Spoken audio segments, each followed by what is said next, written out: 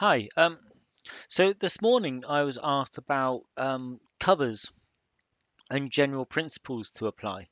Now, uh, Lisa or Liza at DriveThru released an article in July about best practices for the covers.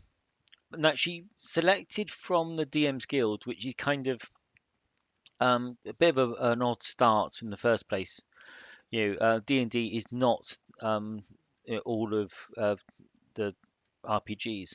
It's just one RPG and one storefront for one game. But it isn't actually a particularly good article. I'm sorry to say, it kind of almost confuses correlation with causation. And just by looking at what happens to be in the hottest and deciding that's best practice, it isn't necessarily the right way round to do it. Now, I do agree with looking at the most successful titles and trying to emulate them, trying to extract best practice. But the way this kind of worked kind of missed the point. And there's things like here where it's saying, okay, looking at the covers, then yeah, 20% of them had landscapes as covers, 41% had central figures, and so on. Now, it's well known that people respond to images of people. So the whole idea of having either several figures or a central figure, that is, a good idea.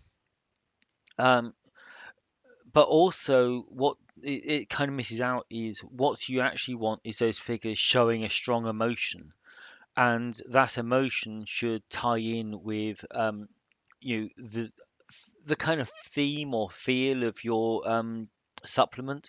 So if it's a horror one, you want someone that's scared or terrified, horrified, on the cover. If it's a noble, bright kind of fantasy book, then you want someone that looks that kind of encompasses those kind of values and that feel. You want the knight in shining armor, that sort of thing. So that it's more than just slapping a figure on the front because everyone else has done it. You just kind of think about what does the figure show you. Now, it also goes on about color palettes. Now, there's a weird thing in D&D, especially last summer or this summer, the amount of purple that was just in there. Now, this reminds me of way back when I was at school and we had careers advice, and that's when we were told to photocopy your CV or resume onto pale yellow paper. And the idea was, when I left school, it was kind of in the middle of a recession, and there was hundreds of people chasing every job. And the idea was there'd be a stack of black text on white paper, CVs, and yours would stand out because it was yellow. Now, the funny thing is, the first time I actually went for a proper job interview, it was one where we were all kind of waiting in a corridor outside, and we kind of went in one after the other, and almost every CV on the interviewer's desk was pale yellow. So we'd all been given exactly the same advice at exactly the same time, and we'd all taken it. So instead of standing out, we actually were just a bland mediocrity, and I didn't get the job. So that's completely irrelevant, right? But the same thing's happening here. If you turn around and say, "Oh well, purple's going to make your cover stand out," and everyone starts using it, you end up with not standing out. The same thing kind of happened and will happen with.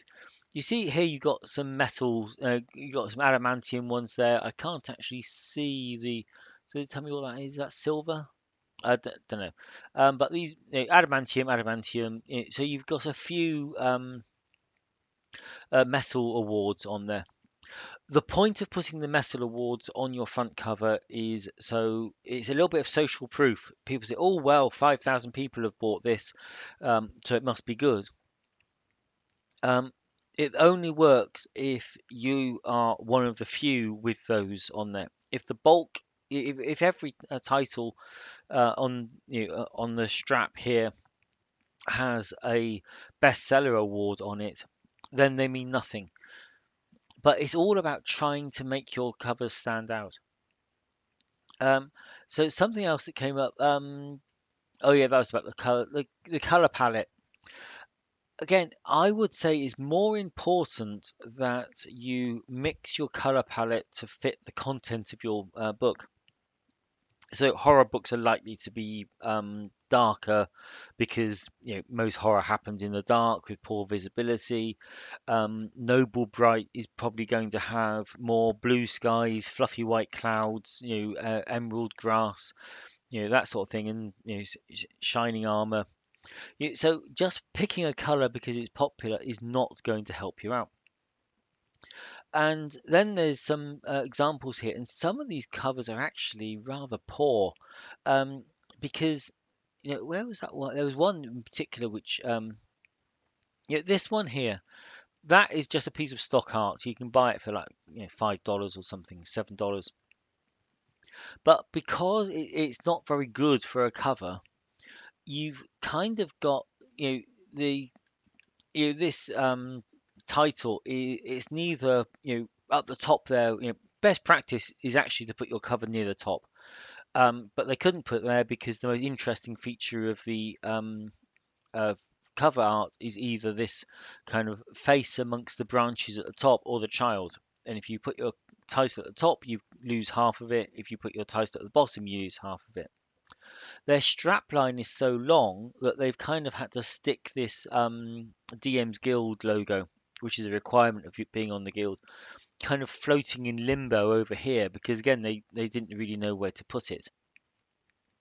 Lots of people don't really know where to put that. If we look just at that, here it's almost fallen off the bottom. Now that one isn't a DM's Guild title, I don't think. If it is, it's special because it actually violates the rules of being in the DM's Guild. Here they've kind of tucked it in the corner. It's kind of wanders all over the place, different sizes, different positions, because no one really knows what to do with it. And if you know, what I would suggest is if you're going to be in the DM's Guild, just look where people are putting it and see which ones actually look coherent, they look nice, and if this is going to be the first of 20 titles, where can you keep that logo it's positioned consistently across all of them? So kind of here, these people are putting it in the corner. So that one there, down here, I would have said that's the place to put it because you've got a square logo. So if you can shove it in the corner, you've got a natural angle for your the corner of your cover. So it makes sense to make use of those angles. When you start floating it all over the place, then it starts to get a bit weird. Um, Again, that looks better in the so that top corner is not so bad, but what it's doing is it's cramping the title here. There, I don't know. I don't know. It just seems like that's kind of floating somewhere. Um, they've gone for the top. The bottom corner, I quite like the bottom corner. That's quite a cold area.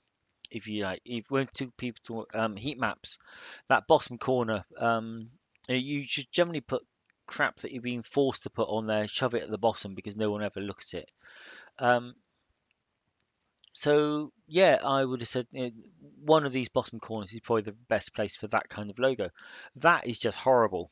Why it's on a best practice page, I don't know because it's not uh, there as something to avoid. That again, I think that's just it's kind of breaking the you've got a nice image there.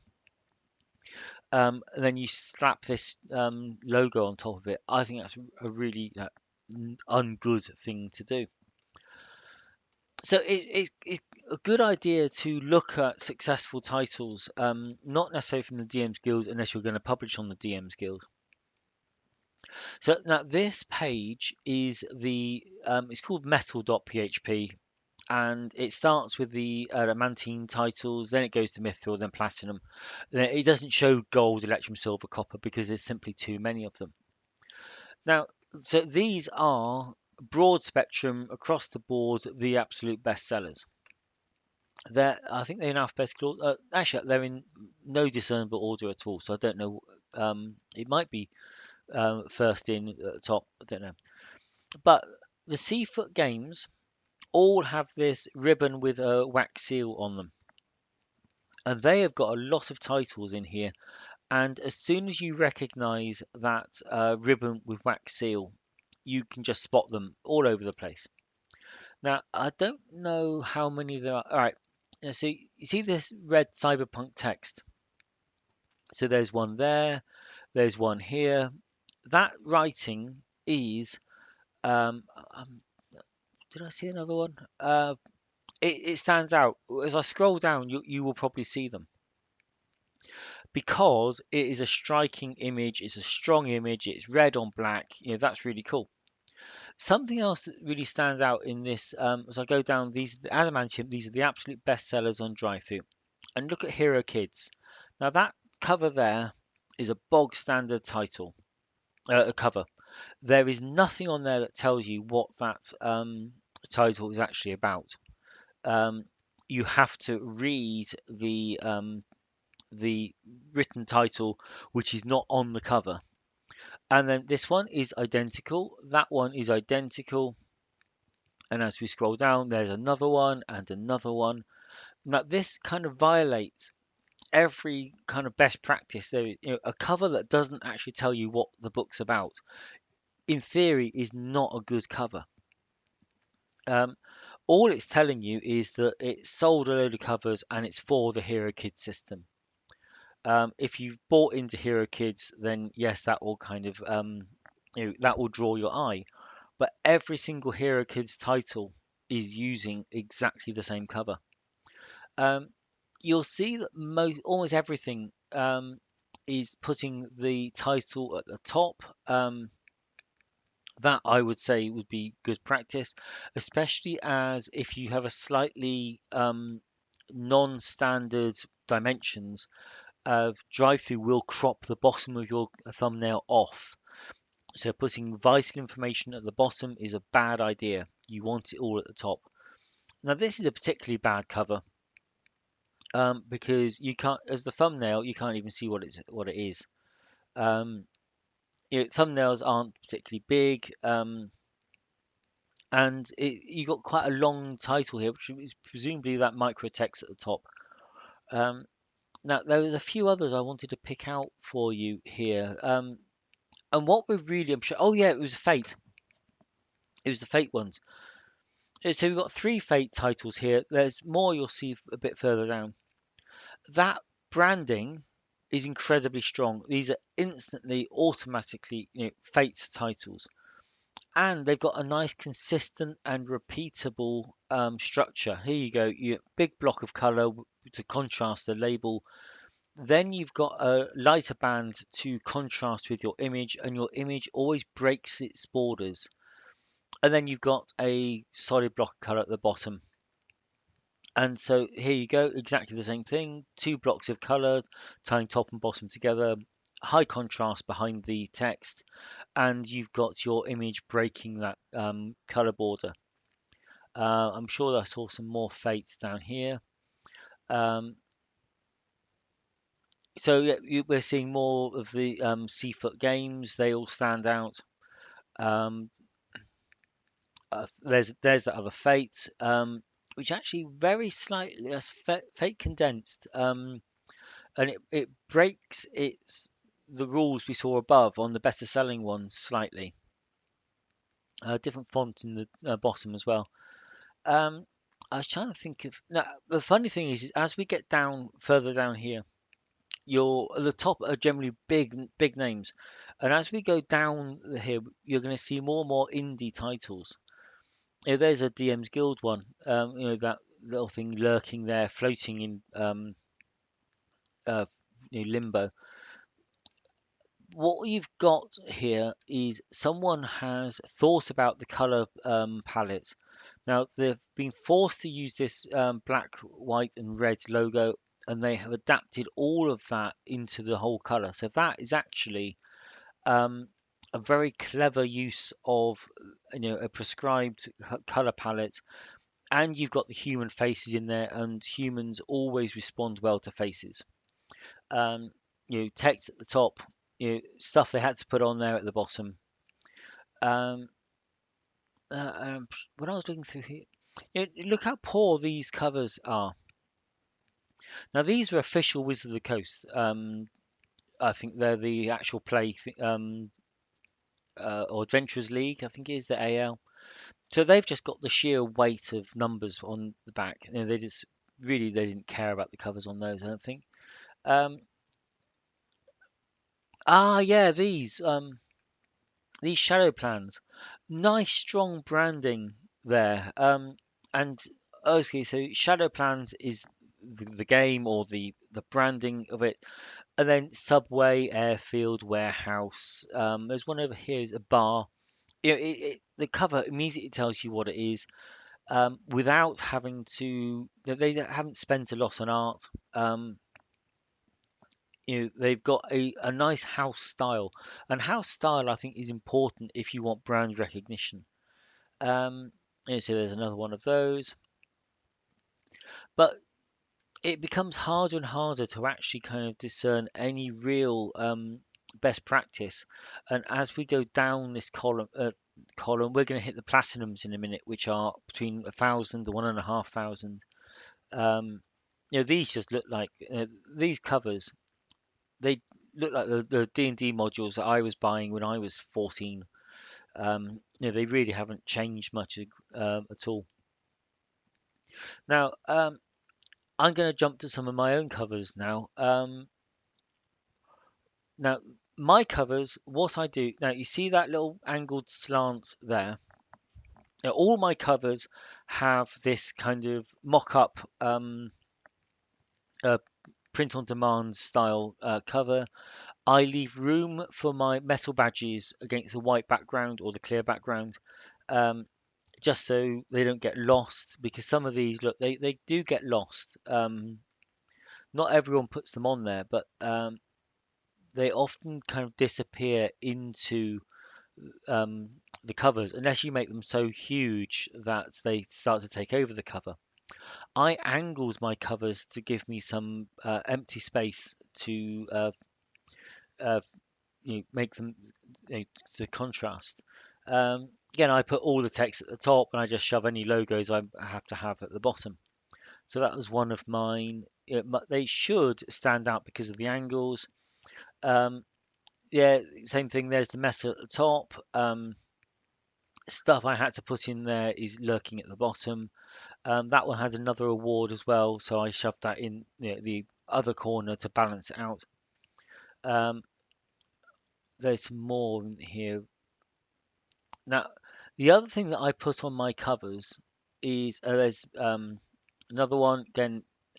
Now, down there, that little logo there, that's kind of the Tinkerbell. Now, she is on every cover, and there's a little story behind her. I think I've seen four. There should be a fifth one in here somewhere. Um, oh, I've lost the plot. It is in there somewhere. Um, someone once said to me that no, they didn't say it to me. It was a blog post I read. It was about how to make me not buy your game, and it was by a female gamer, and she was basically saying that if you go for this kind of the hyper macho, the barbarian, the feeble female in very little clothing, you shove that on your cover, and it's going to just turn off so many female gamers. And if about 40%, I think it is, of role players are female, you really don't want to miss out on 40% of the your potential audience. When I was creating my first cover for my game, is that going to click through or not? I was thinking about it. Um, uh, what I wanted to do was not alienate people. Now, 3 Deep, my game, is a very, very basic cover, big blocks of blue and white, and I use these silhouettes of silhouette art. Basically they were just vector art, and I used basically what amounts to a toy soldier and a and the fairies kind of Tinkerbell. And the idea is I wanted the soldier to represent kind of the action figure, because really, you know, it's oh, that's rubbish. That's not what I wanted at all. Um, where's the, actually, you can see her quite clearly on here. There's the little fairy there. There she is here. She moves around. Um, and the most recent thing I've started doing is hiding her. Can you see she's between the R and the O up here? Um, she's lurking on the edge of the thing there. Sometimes she's black on white. Um, there's a little black one there. There's a little white one there. Um, so, yeah, so with the three deep cover, I can show it to you at the bottom here. Actually, there you go. I wanted because three deep was a, a system neutral game, and it covers action, sort of modern day and fantasy. I thought those two figures would capture that kind of breadth of the system. So that's why I went with it. And then I carried her forward as my kind of branding, and she appears basically everywhere. She moves around. The most recent thing at the moment is I'm tucking her behind things.